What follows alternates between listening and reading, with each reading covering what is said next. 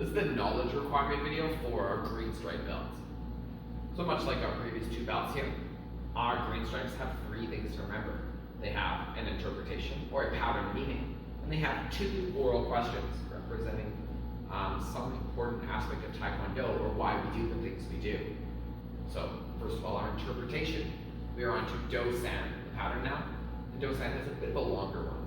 It's a little bit wordy and maybe a little bit clunky. So just make sure that you are memorizing it to the best of your ability, exactly as it says on the sheet. Even if the grammar is bad, it's because it's directly translated from Korean. You should learn it as such.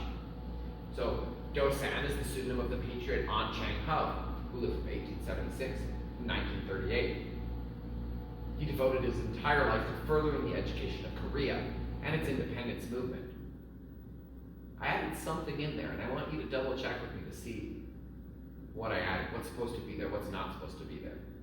Do you have a sheet at home? If not, grab one at the counter.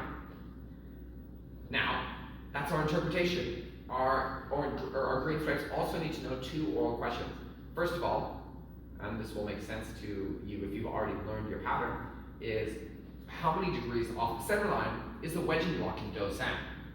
So when you're doing Do-san on the way back, you're not going to go straight down the line as you travel back. You're going to step off to the side with your wedging block.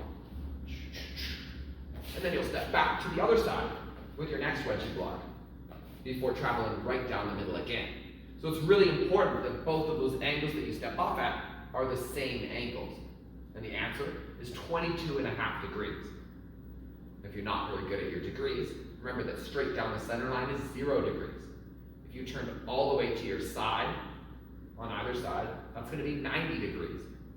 So half of that, 45 degrees, would be right directly between forwards and sideways, and 22.5 degrees is halfway between halfway and straight forwards. So I'm not going 90 degrees or half of that, but I'm going half of that, 22.5 degrees to one side and to the other side. The final question is, what is a T-line?